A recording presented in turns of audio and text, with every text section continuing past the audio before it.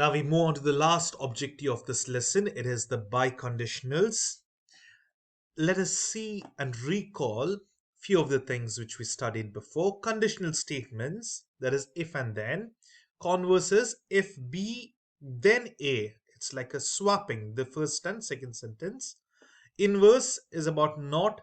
It's same like conditional statement but negation of both. Contrapositive is converse but negation of both. Now there is biconditional. This is what we are going to study. If and only if B. What does it mean? Now, biconditional is it, the conditional statement must be true and the converse also must be true. If and only if both must be true, only then it is a biconditional. We will see problems now, you'll understand better. Now over here we have a situation, sorry. Ali is applying for admission into culinary school. He must earn a 3.5 GPA or higher this semester to be accepted. Now he is applying for a culinary school that is about cooking and being a chef. The marks he needs is 3.5 GPA. So this is like a percentage out of 5. Generally out of 10, this is out of 5. So out of 5 he needs to have 3.5 marks. So that is equivalent to nearly 70%. Now over here we can express this as if-then statements in two terms, that is converse and inverse. Now one is, if Ali earns 3.5 GPA or higher this semester, then he will be accepted in culinary school. Or you can tell, if Ali is accepted into culinary school, then he has earned 3.5 GPA or higher this semester. Now, both are saying the same thing, but a biconditional statement is a conjunction of these both. That means, look over here, we have seen conjunction means and. It must be P to Q and Q to P. They both must be true. P if and only if, then it is read like this. This is biconditional. We have to use logic and it will be exclusive. Why? Because we can write this particular statement and tell Ali will be accepted into culinary school if and only if he earns 3.5 GPA or higher this semester. This is what we can tell, because he has to get it if and only if. Because both the conditional and the converse both must be true, then it is a biconditional. We will see problems on this, you will understand much better. Now over here, write the conditional and converse for each statement. Determine the truth values of conditional and converses. If false, we need to give counter examples. Now let us see this biconditional statement. Let us write the bicondition for this.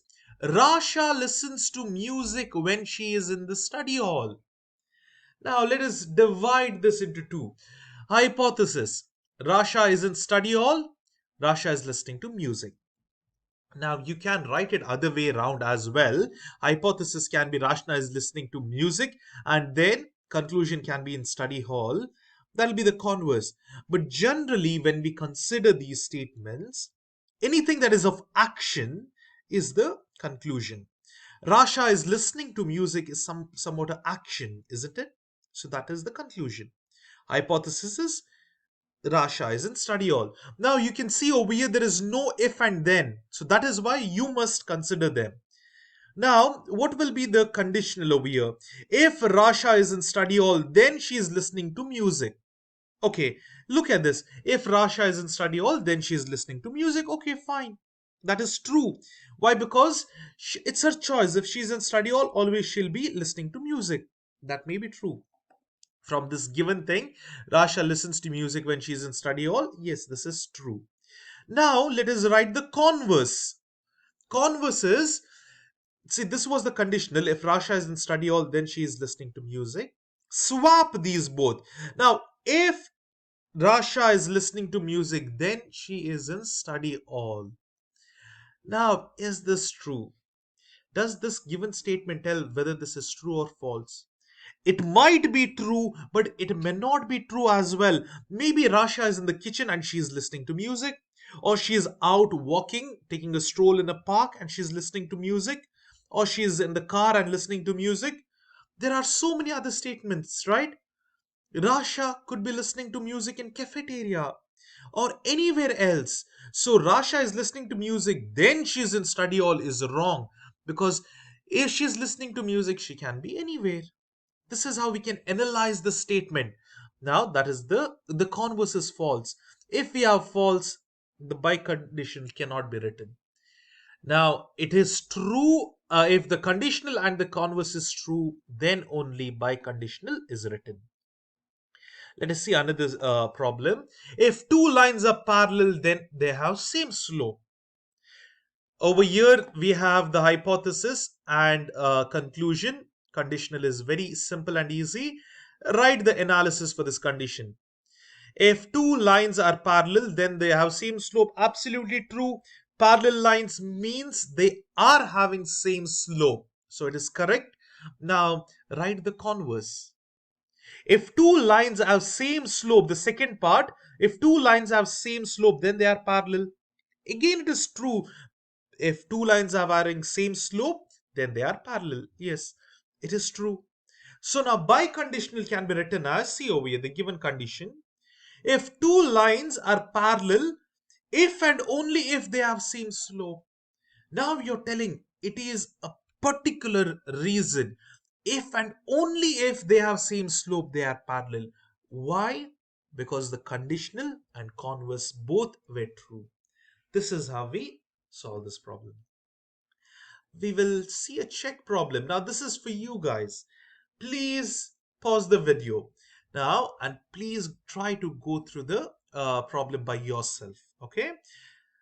Pause it right now and try to solve this, and then we will listen to the explanations together.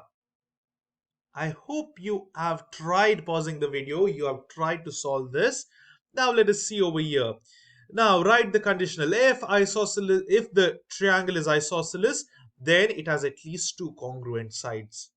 Yes, isosceles triangle means it must have these two legs must be congruent, isn't it? An isosceles, these two sides must be equal.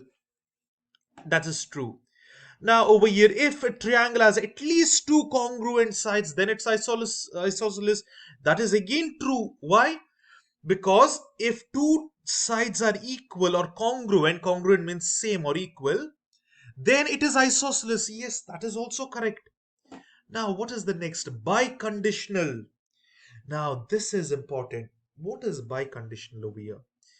This is if and only if isosceles triangles, sorry, you can tell like this. If a triangle is isosceles, if a triangle is isosceles, a triangle is isosceles if and only if it has at least two congruent sides. Okay, I got confused over here. See, it's just that you should start from here. A triangle is isosceles, no need of then, if and only if it has two congruent sides. So you don't write the if, this changes to if and only if. How does this work? Only when the converse and the conditional are true. Both are true in this case, and that's why it is true. Let us see another type over here, again about conditionals. Over here they have told two angles are complement if and only if their measure have a sum of 90 degree. Now they have given us biconditional if and only if statement. We need to check whether it is true or false. How do we do this? Let us break them down. Let us write the conditional. If two angles are complements, then because if and only if goes to become then, their measure is having a sum of 90 degrees. Now let's understand this. If two angles are complement means 90 degree. Yes, absolutely, that is true. Now the other way around is converse. How do we write converse? It is over here. If the measure of if measures of two angles are sum of 90 degree, then two angles are complement. So now what is this? Again this is true, because when it is complement it means it's 90 degree, or when it is 90 degree it is complement. That is the same thing. Both are true. Yes, the biconditional is true. The conditional and converse are true, so the biconditional statement is true. Now over here, third, again check. Let's do this, but I would request you guys to pause the video now. Please go through it by yourself and then we will do it together. Okay? I hope you have tried, paused, and you've tried to solve it. If not now, pause it quickly and do it by yourself because it's the same like the previous problem. Now we will go to the explanations over here. We have been given the statement x is greater than minus 2 if and only if x is positive. Okay? Does that okay, let's break it down. First part, if x is greater, this is greater, right? If x is greater than minus 2, then x is positive. Look at this. If x is greater than minus 2, is it always positive? No, there is minus 1. See, counter example can be written as x, minus 1 is greater than negative 2, but it is still negative. X can be equal to minus 1, which is greater than minus 2, but it is negative. So this is false. Okay, let's try the converse. Converse is if x is positive, then x is greater than minus 2. Again, it is false because obviously if your conditional is false, your biconditional is always false. But even the converse over here doesn't make sense. Okay, so the answer is no, it is false. Why? Because the conditional and converse are false. If any one is false, also the biconditional is false. I hope this is clear. That is the end of this lesson 2. If you have any doubts, please write them in the comment section. I'll get back to you as soon as possible. I hope these videos are helpful. Please do subscribe, like, and share it with your friends if you find it useful. Thank you so much, guys. Happy learning to you all. Take care. Bye bye.